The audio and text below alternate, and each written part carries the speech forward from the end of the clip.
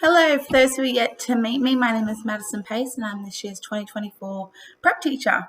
I've been teaching prep at Capella State Schools for my third year, and prior to that I come from a about 10 years stint of kindy and long day care services, so I'm very well educated on the early childhood section of the curriculum, and I am a big believer in early childhood age appropriate pedagogies and learning through play and all those wonderful things that come in the prep year.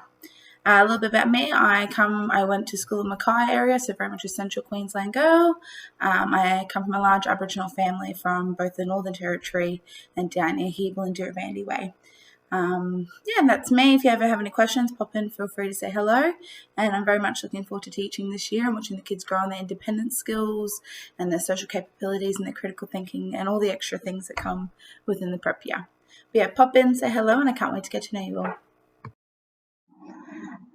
At Capella State School, we have the junior band, which includes prep year 1, year 2, and the senior band, which includes year 3 to year 6. School report cards will be sent home once a semester, and we use a 5-point scale of becoming aware, exploring, working with, making connections, and achieving in prep. I know these sound different to the A to E scale you might be used to when you were growing up. However, this is the scale that we use to demonstrate their knowledge and their learning within the prep year level. If your student is able to achieve a working with, they are successfully able to demonstrate that they know the knowledge for the prep year level achievement standard. And then same with making connections and achieving, they're just able to apply that knowledge to more complex or deeper questions. The key learning areas that I'll be teaching and assessing to the prep students include English, mathematics, science, and the arts. Mrs. Espig will be teaching and assessing HASS and technologies, and Mr. Forner will be teaching health and physical education. English is a key learning area at school, and we do lots of wonderful things within English, and includes letters and sounds, phonics, reading and writing, as well as unit coursework. So within our units this year at Prep, we have Enjoying Our World, which includes responding to a familiar story. This is where the children will respond to a story by using drawings and speaking in an informal setting. So it's small group work and really building on our communication skills, as well as representing their learning and understanding through their drawings. In term 2, we build on this with a retell of the story. So children are to respond to another story, a different story, and retell it to their peers as an oral presentation. Within these units, we look into characters, what they like and dislike about the story, and pulling apart the story as a whole, what's the beginning, the middle, and the end. In term 3, we really start to build on this. So we start to interact with others. So they create and recite rhyme. The students are to listen to, innovate, and create a rhyme using written and spoken communication. And it's a lot of fun. They love learning to rhyme and making up their own rhymes. It's a really engaging unit, and the students love it. On top of that assessment, we also have responding to a rhyme. So the students are to communicate to communicate an opinion about a familiar story and identify the use of rhyme. So they can say why that word rhymes with that word and so forth.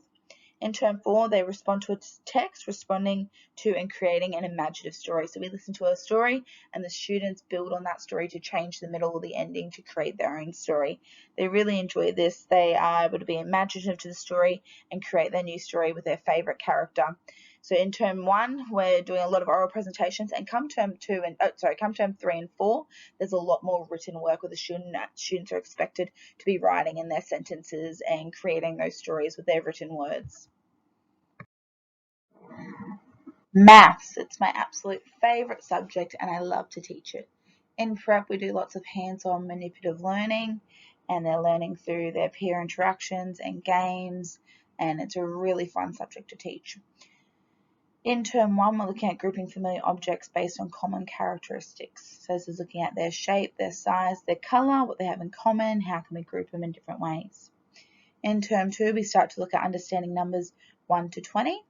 We start to make connections between number names, numerals, quantities, up to 10 to count to and from 20, and order small collections. We also start to look at sorting shapes based on their characteristics, their sides, their corners, all the wonderful things like that. In term 3, we start to answer simple questions to collect information and make simple inferences. This also looks at prediction, data collection, including tally marks, and what does the question look like and how can we gather data from that question.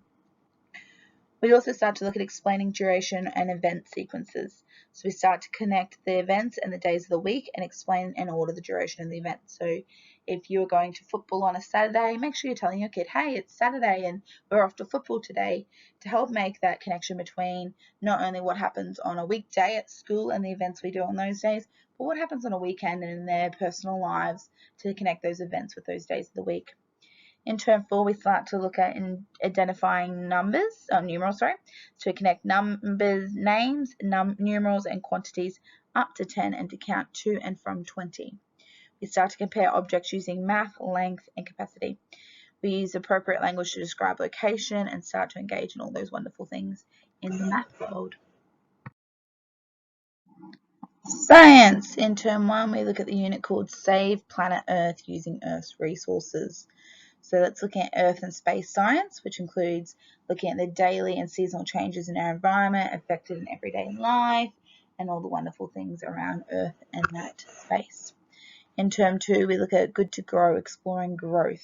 So it's around our biological sciences. We're looking at living things that have basic needs, including food and water, and what things need to continue to grow. In term 3, the unit is called Toy Factory, Design a Toy, and it's in our physical sciences. So we're looking at the way objects move depending on a variety of factors, including their size and shape and what helps different objects move. In term 4, we're looking at mix and make and use. We're combining materials for a purpose, which is our chemical science. So objects are made of materials that have observable properties, and we look at what are those properties and what materials are used for different reasons. This is our weekly class timetable that I emailed out to everyone in week 1. If there's any changes or updates, I will make sure to email out a current updated timetable to you as the year progresses. Homework. It's really important. There's a lot of data that backs that students who engage in regular homework have better learning outcomes for other areas in the curriculum, but mainly in that reading and writing learning. Homework will be sent home this week on Monday, and their homework folders are to be returned Friday morning for our wonderful teacher aides to change their readers Friday, ready to roll for Monday. In your homework folder, you'll receive 2 readers. At the start of prep, you'll obviously be doing a lot of the reading with the children, but as they start to learn more phonics and sounds, really encourage your child to work on those reading strategies to sound out the words themselves and start to read independently. We do not put books in that aren't at your child's level, so really encourage them, because we believe that's where they need to be at and how we can push the students to be great readers for the future. There is 2 daily must-dos that includes their high-frequency words and reading each day. Reading each day is the most important one. Please try to find that 5 to 10 minutes a day to sit down with your child and read their readers with them. This really helps them throughout the year with their reading and their writing and their spelling and all those wonderful areas of the curriculum. If they're high-frequency words, in the front of your book you'll have the overview of the words for the year in their coloured sections, along with the phonics that align. So if your child doesn't know those phonics or they haven't been taught yet, it is hard for your child to know the words because they can't decode them correctly.